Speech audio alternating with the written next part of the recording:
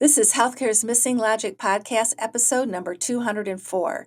Today, our special guest is Cory Jenks. Cory is a pharmacist and an improv comedian. Do you think we had a few laughs? Tune in and find out.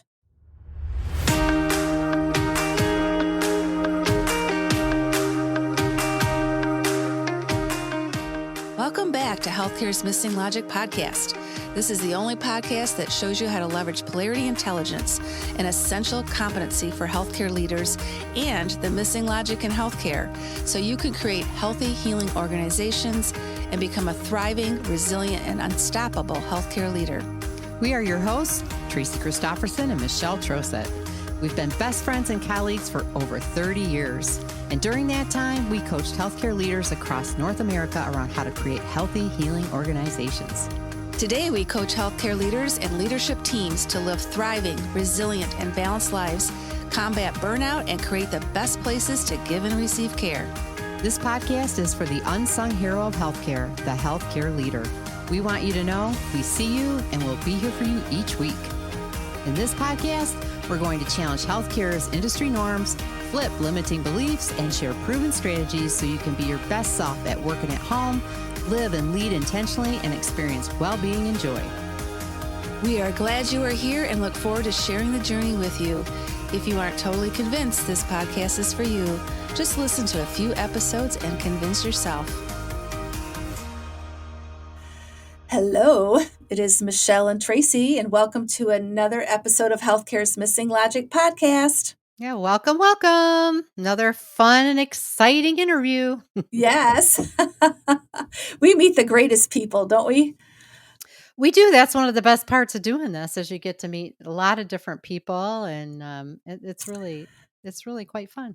Yeah, we had a great guest today. A lot of fun.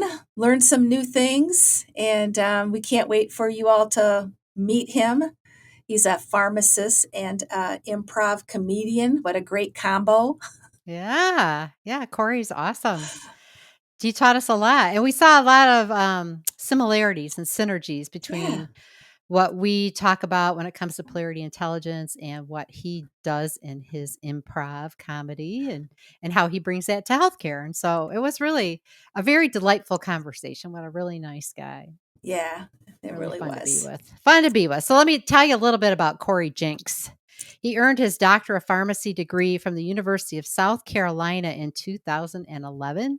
And since then, he's practiced as a retail pharmacist, an outpatient clinical pharmacist, and an inpatient clinical pharmacist.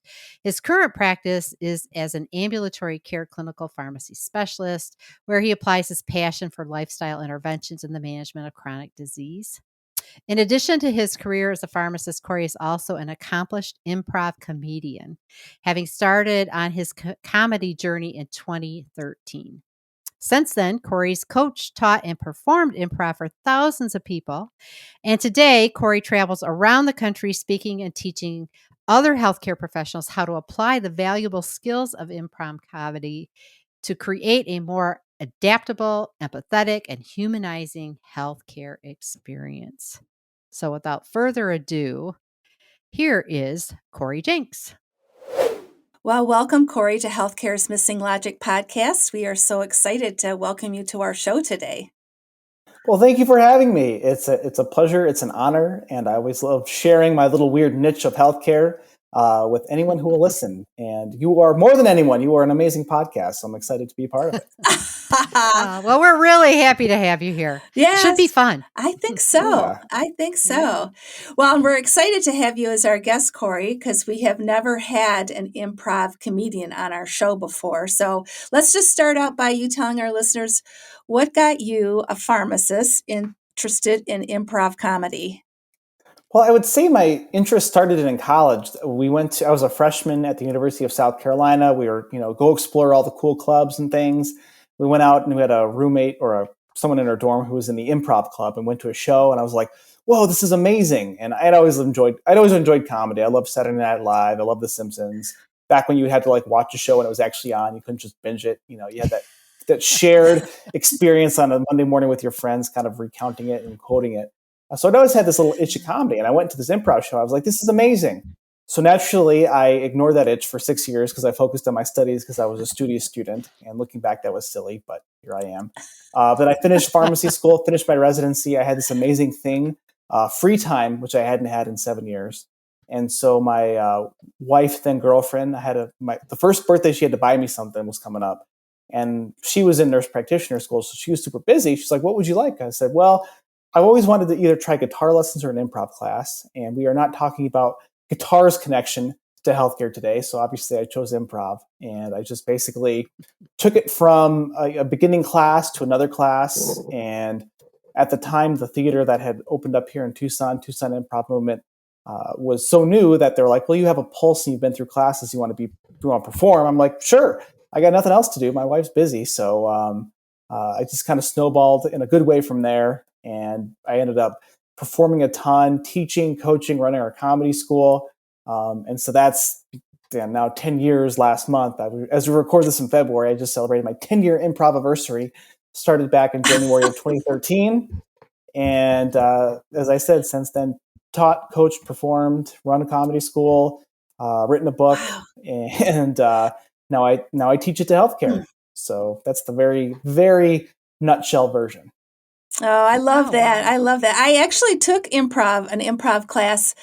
I took one class and I did it for speaking because we do a lot of speaking, and it was recommended by someone, and it was a lot of fun. And you get to know the group you're with, and you learn new techniques. And I didn't take it as far as you, Cory, but it really can give you a lot of different ideas and give you some comfort with some skills when you are in different group dynamics. So that's awesome.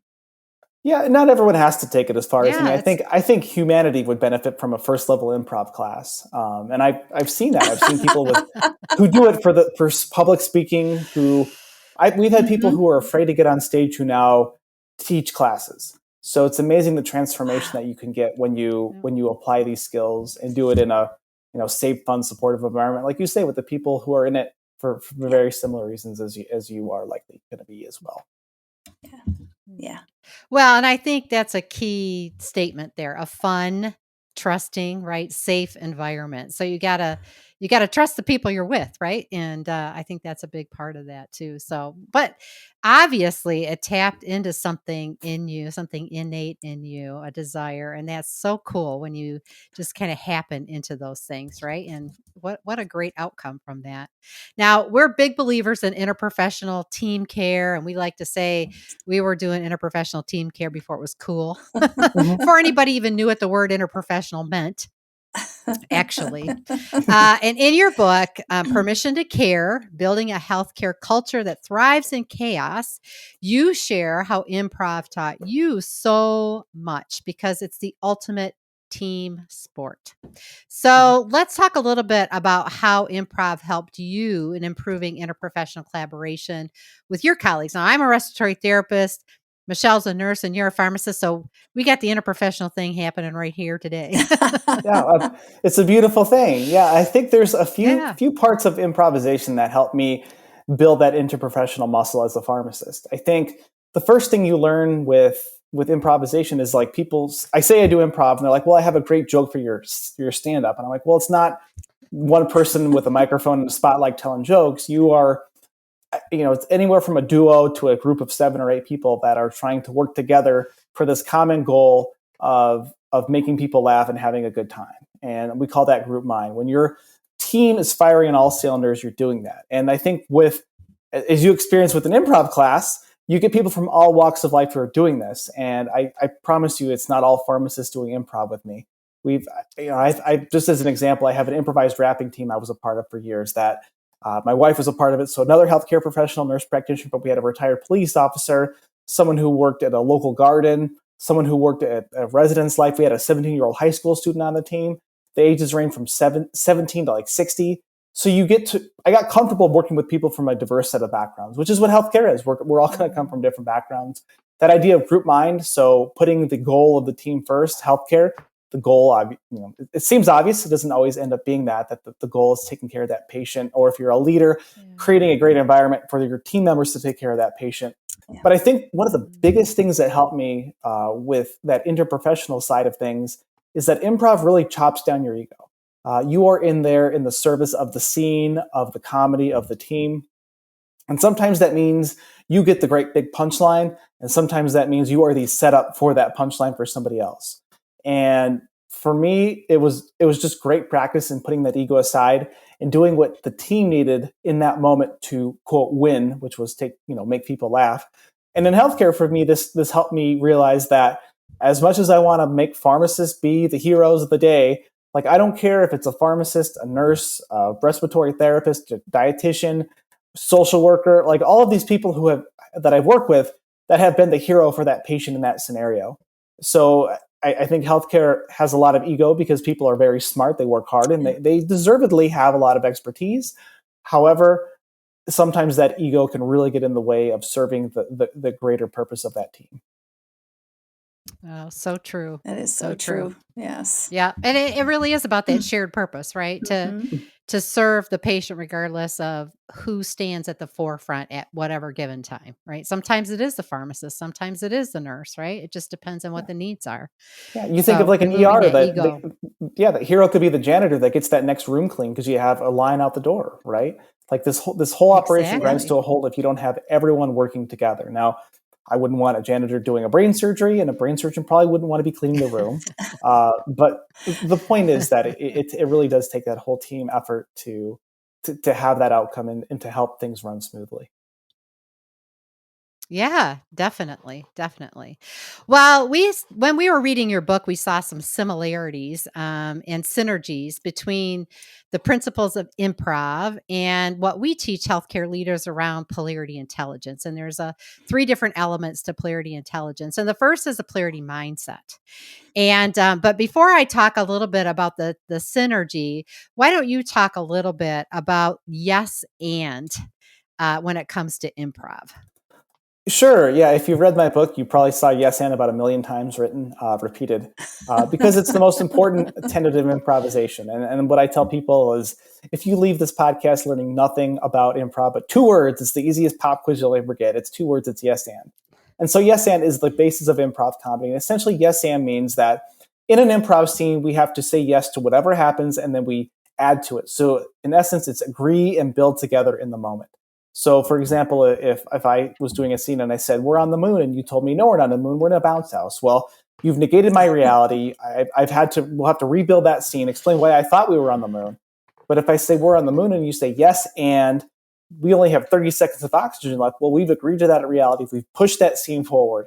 And so the yes and mindset is where healthcare, obviously, we literally can't say yes to literally everything. Like I'm a pharmacist. I can't just take a napkin with a prescription for 1,000 Percocet, right? That would be yes, and here's my license. You can have it because I would be losing it, right? But sometimes that yes can mean listening, being willing to listen, being curious, saying, yes, I hear that, that they're trying to tell you something if you're getting a prescription written on a napkin, all right? So while I can't give you that thing literally, I am going to listen to what you're trying to tell me. And so I think healthcare, a lot of our default answer is no. Whereas if we were willing to at least put that yes forward, that kind of cold, frustrating world of healthcare, and especially from a leader perspective, building a culture where I've had leaders who they couldn't tell me yes to my request in the moment, but they at least didn't just say no, we can't do that. They said yes, I think teleworking would be great, and right now I don't think we could get it approved. And that's a literal example that happened to me. But eventually I knew that they were willing to listen and go to bat for me when the time was right. And it worked out, fantastic when it needed to happen.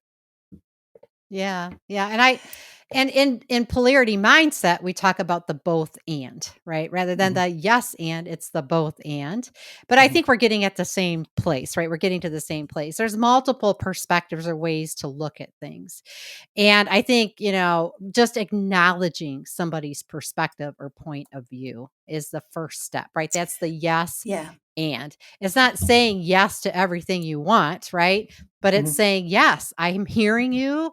I see what you're saying. And it establishes kind of that common ground. And right. Or yes, and or both. It's both and, right? It's not either or. It's not my way or my perspective or your perspective. It can be both of our perspectives. And I think that's, kind of one of the biggest things to create that common ground. It's just that acknowledging Yeah. there's lots of ways to look at things or see things, Yeah. in improv or in healthcare. Mhm. Yeah, I've had a pharmacist friend who took a few levels of improv classes, and she, for all my writing, for all my speaking, she put it so much better than I had even put it. She said, when you do improv well, you feel seen, heard, and understood. And isn't that just what we want in life, in healthcare, from a doctor, from a leader?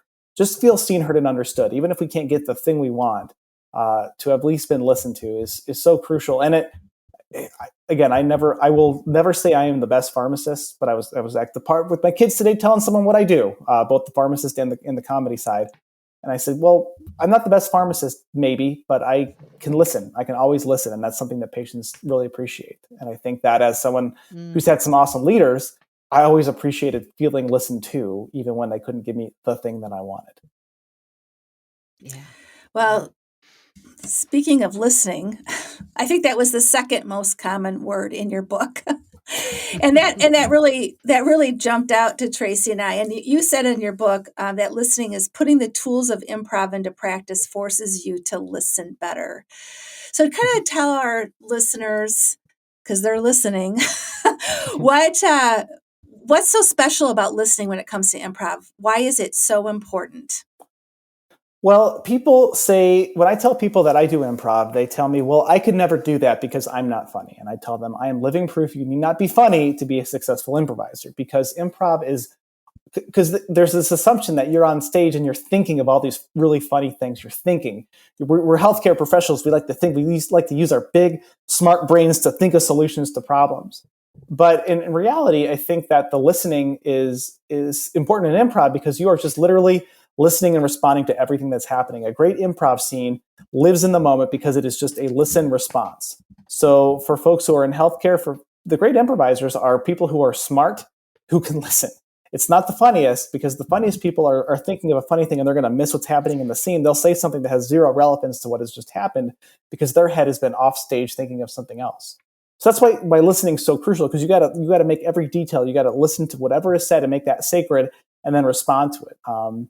There's a great quote by the actor and comedian Rob Riggle, and he just basically says, listening is the key to success in improv, because everything that you need is right in front of you, as long as you are able to listen and then respond to it. And then, the parallel that to healthcare, like the answers we seek to our problems, whether it's with a patient, with an employee, with a leader, is, yes, we need to think and use our brains, but if you are like just in the moment, really paying attention to what they are saying or doing, then you are going to be able to find that solution much more effectively.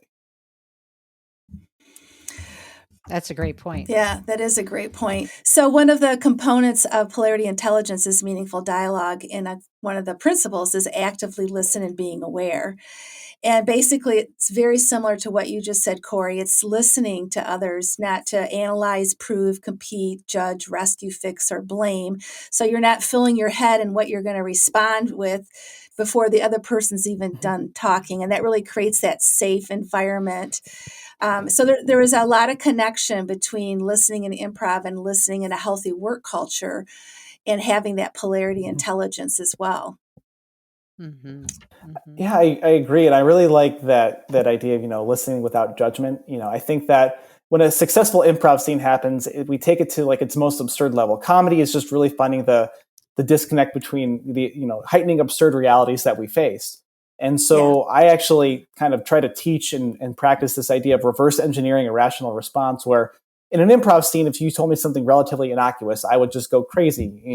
We think of the four main emotions: mad, glad, sad, or afraid. Like you could just take it like, I bought apples. It's like, oh my gosh, my ex-boyfriend loved apples. How could you buy those, right?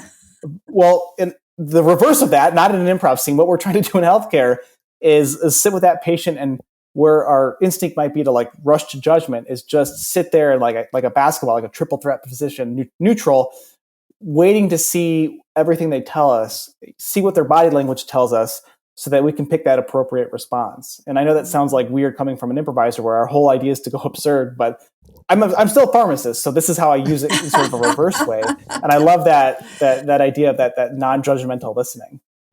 Yeah. Yeah. Yeah. Well, and I think it's, we do that with our peers as well, right? And just really trying to Mhm. be present and catch what it is they're bringing to us, catch what they're trying to say to us, right? So that we can take that to the next, like take it to a different level. And I think meaningful dialogue is all about uncovering our wisdom, right? And our Mhm. collective understanding, our collective knowledge. And it's kind of the same thing to me in improv, right? Somebody starts, it's like putting logs on a fire. Somebody starts and you Yeah. just keep building and building. And then there's this collective humor, right? That starts to build, and you start to have this deeper, different experience than you would if it was just one person, right? Yeah. Mhm. Yeah. Definitely, Same yeah. thing in That healthcare. building of Yeah. synchronizing, and Uh-huh. that sharing of energy again, and building something greater than the Yep. sum of the parts. Mhm. Yeah. Exactly. Yeah. Yeah. Yeah.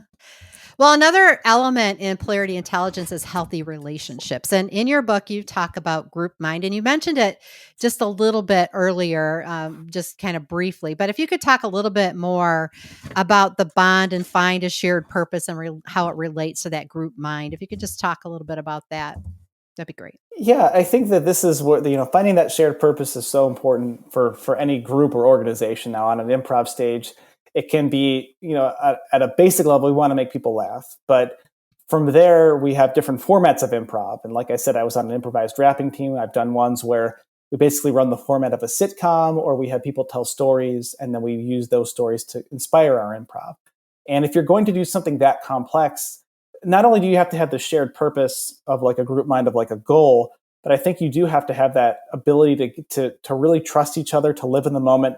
And you get to a point where if you work and trust an organization or a group enough, you sort of anticipate what another person's going to do, or what someone else will thrive in, and what that group or that person will thrive in. Like, I know that I have someone that I perform with that does great Russian accents. So any chance I have to put them into Russia, I do that, right? Because that's a place where they're going to really thrive.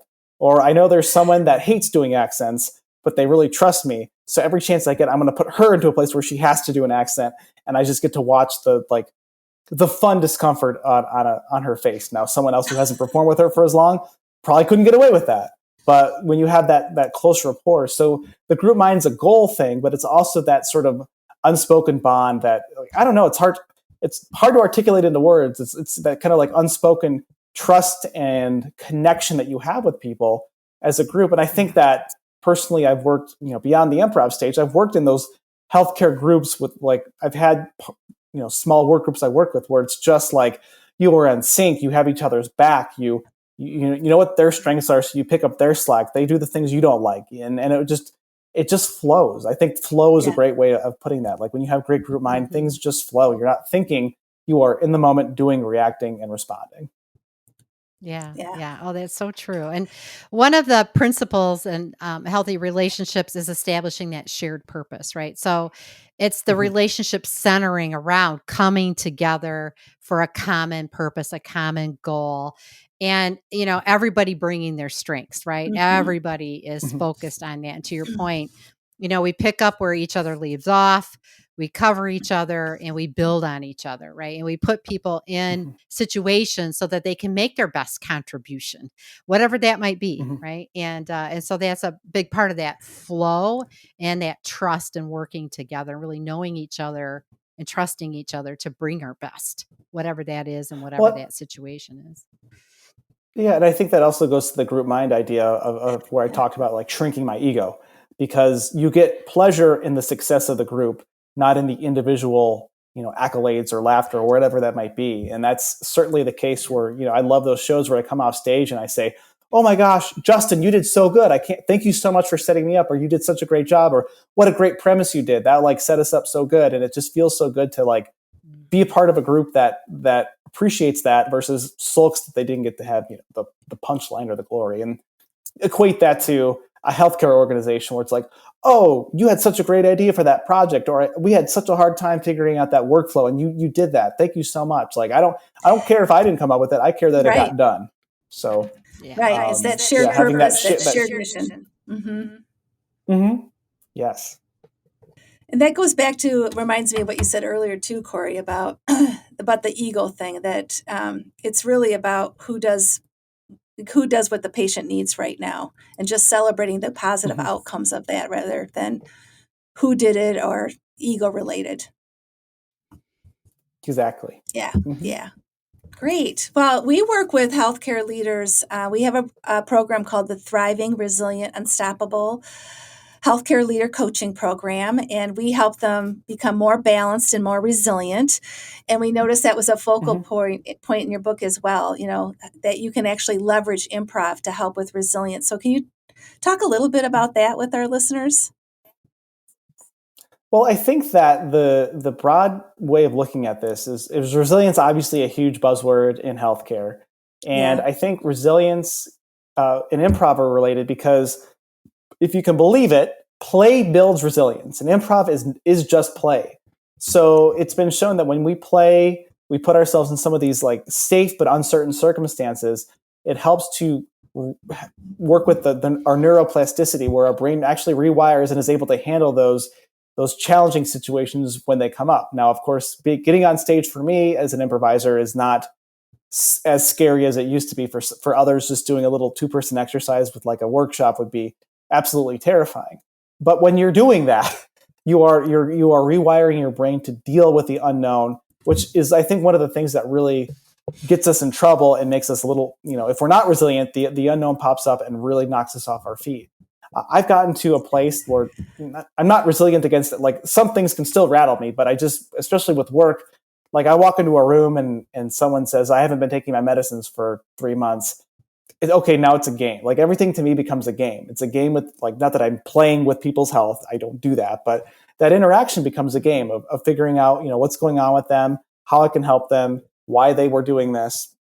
And so for healthcare leaders, I think that we focus so much on leadership and doing things to get to the next level. And as adults, one thing we don't do is we don't play. And I mean, it doesn't have to be improv. It could be golf. It could be with your dogs, your grandkids, your kids, whatever it is. I think taking the time away and playing, while it seems like a waste of time relative to like building skills that are important, you are building skills. You're building your resilience as you're playing. Yeah. And so improv is a form of that play, that role play. And I mean, it could be acting. It could be any number of hobbies. It's the advice my assistant dean gave me. It was my last rotation, my last day of pharmacy school. He said, tomorrow I have the biggest piece of advice you're going to have for your career. And I was like, all right, 6 years coming in. And he's like, Cory, find a hobby. I'm like, what? I thought it was going to be some deep pharmacological like truth. And he was like, find a hobby. And he was so right. So whether improv is your hobby, I think that it's a microcosm of that importance of play. Yeah. Oh, definitely builds resilience, right? It can't be all work and no play. That's so true. That's and definitely another yes and or both and, right? Work and play. Yep. Yeah. Indeed. And as I said, it's gotten to a place where I don't dread those. And I think the big part, 10 years ago, I would dread the interactions because I never knew what the patient was going to say. And now I'm just like, what are they going to say this time? All right. Yeah. It's that neutral, that neutral position we talk about. We're like, all right, non-judgmental. This is what's going on. Now I can adapt. Let's adapt and take care of the problem. Yeah. That's such a great point. It is. Such a great point. And a lot of our listeners are really primarily healthcare leaders. And and so what is an improv takeaway that they could start using today? All right. I promise you can do this. So when you go to an improv show, many people will say, you did that scene, Cory, and for 5-10 minutes, you were that character. You knew everything about that character. How did you do that? Did you memorize that before the show? And there's no possible way I could memorize every possible outcome and character before a show. Because the trick is, we say in improv, find the why or find the want. If you know that this person just wants their haircut to be noticed or they just want a hug, everything they say or do is going to be filtered through that why or want. As a healthcare leader, I think there are so many instances I've been on the being led side, where leadership comes in with this idea or this plan or this implementation of something, and it is so far beyond what is going to make our lives better, easier, or our patients' lives are better, easier. So find the why or the want of the people who you lead, and that will help you filter everything that you need to do and say. Now, that doesn't mean that everything you do is going to directly fix their want or why. But as we talked about with that idea of yes and, you can at least make sure that they're listened to. And I've had great leaders who would acknowledge the reality of like, this thing sucks. What can I do to make whatever I can do to make it suck less? I will do that because this is not my decision. It was someone above me who said I had to tell you to do that. So, find the why, acknowledge the reality when the reality isn't great. And I think you will go a long way in making sure that your people you lead feel seen, heard, and understood, and will want to continue to work for you and do great work for you. Oh, that's great advice. That is, because it kind of goes back to what your colleague said. They really do want to be seen and heard, and it's important to get closest to the work. So that is an important tip for leaders. So thanks for that. Of course. Okay, so now it's time for the missing questions, Cory. So I know you're going to be on the edge of your seat. I will have to improvise on the spot. Oh, no. You will. So we're going to ask you just 3 questions. I'm going to ask you the first 2, and Tracy's going to ask the wrap-up question. And this is just a way for our listeners to get to know more the personal side of Cory. So our first question is, what is your favorite thing about living in Tucson, Arizona? What do you like about it the most? Well, I would say that it's the fact that we don't have winter here, but this winter, it's like we've had more freezing temperatures and we literally had snow on the ground when I woke up last week. But I think for me, I was born and raised here. I'm an outdoorsy person. So the ability to be outside, and I'd rather deal with the heat than deal with the cold. So I'm going to go with the trope of I like Tucson because of the weather. And we're close to my family and my wife's family too. So I will retroactively put the family first, but that doesn't apply to everybody. So for a broader reason of coming to Tucson, it would be our weather. Oh, that's great. That's great. Okay, question number 2. What is your favorite comedy movie and why? I think my favorite comedy movie would have to be from 2000, I think it's 2004, Dodgeball, with Ben Stiller and Vince Vaughn. Numerous reasons why. I call myself a triathlete because I tried a lot of sports and wasn't great at them. And so dodgeball was a big part of my childhood. I love Vince Vaughn. He's one of my favorite actors. Like, I don't know if his movie Swingers would be considered a comedy. That would be like 1A, but I just found all the jokes in it to be funny, the physical humor to be funny, like of just such a quotable movie. And it came out when I was like 16, 17 years old. So that's that impressionable time when media hits you at just the right time that you can just go with your friends and talk about it. So, I'm one of those millennials who've cut the cord, but back in the day, whenever it was on cable, that to me was just a must-watch movie because of the fun side of it, the cameos, gosh, the announcing side of it too, when as they're going through, and just the ridiculous characters that you see throughout it. Wow, that sounds like a lot of things to be intrigued by. Yes. In that movie. Yeah, I so think if you haven't seen it, you're going to want to see it. Or not. What you liked at 17, what Cory liked at 17 might not apply to the entire audience, but it's, to me, like I don't get watch a lot of movies I have a 2 and a 4-year-old, so the time to watch media is limited. So when I do, I don't like watching anything heavy, and it's about as light a lifting as you can get. Yeah. So, dodgeball. Well, sometimes that's just what's called for, right? As light as you can get, because we're dealing with some heavy stuff in healthcare anyway, right? Yeah. So Exactly. I certainly can relate to that.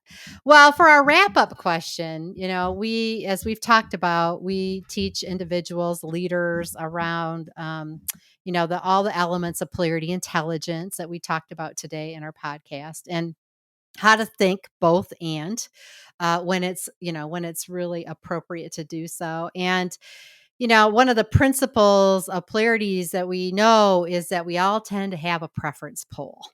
So when we're looking at something that is an interdependent pair, then we kind of always just naturally tend to, have this drift towards one pole more than the other for a variety of different reasons. There's no right or wrong about it. It's just really an awareness thing, right? Like, what do I tend to lean more towards, individual or team, right?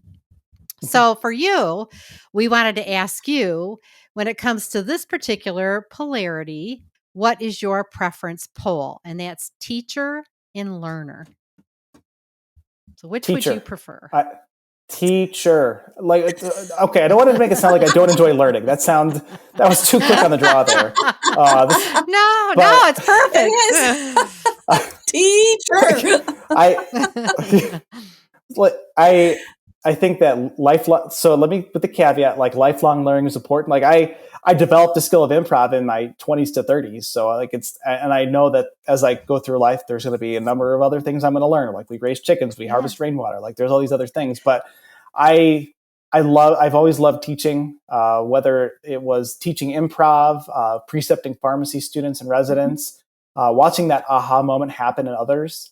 That is just, I love it. And it's why I do what I do. It's why I go speak and work with organizations. And the opposite of that polarity is, you know what? Oftentimes I learn as much as I feel like I'm teaching every time I go on stage and every time I work with a group. So while I do love the teacher side of it, I do make sure to stay in that neutral stance to make sure I'm also learning along the way as well. Oh yeah. I think it's perfect. And it's just good to know, right, what your preference poll is.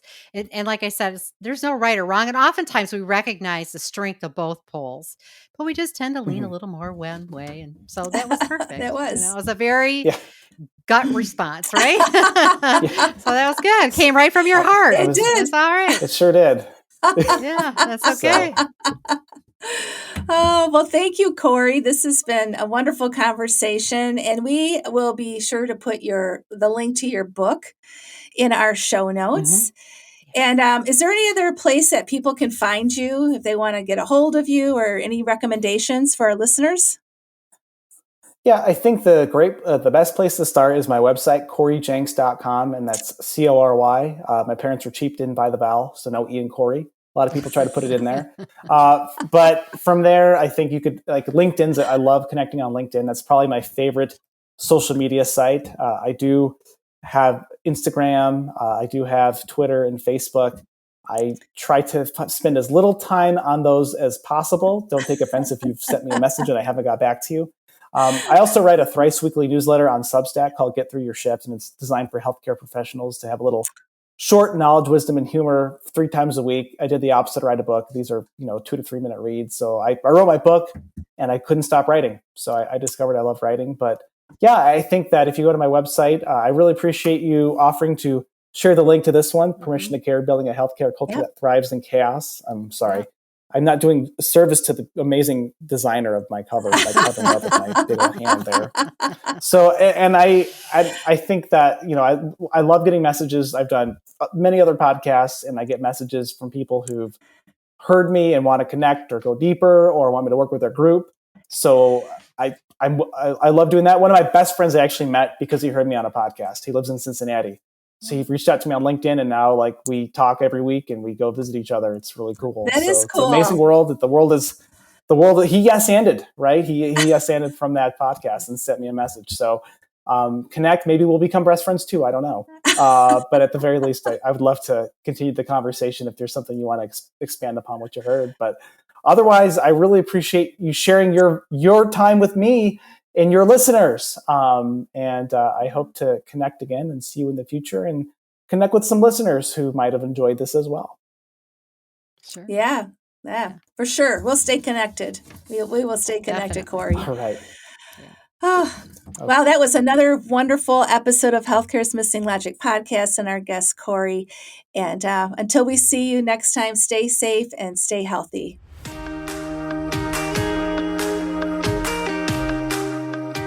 We hope you enjoyed this episode of Healthcare's Missing Logic podcast, now a top-rated podcast for healthcare leaders. Please share this podcast with other healthcare leaders and anyone else you think would benefit. We are certain that if you found value in it, they will too. If you haven't already done so, please hit that subscribe button so you don't miss any episodes. And also, it would mean the world to us if you took a quick moment to leave a rating and review on Apple Podcasts, Stitcher, or your favorite podcast player. It helps to get the word out about our podcast and incredible guests. Be sure to subscribe to our YouTube channel if you want to watch our podcasts. You can also follow us on our Missing Logic social media channels, LinkedIn, Instagram, Facebook, and Twitter. Until next time.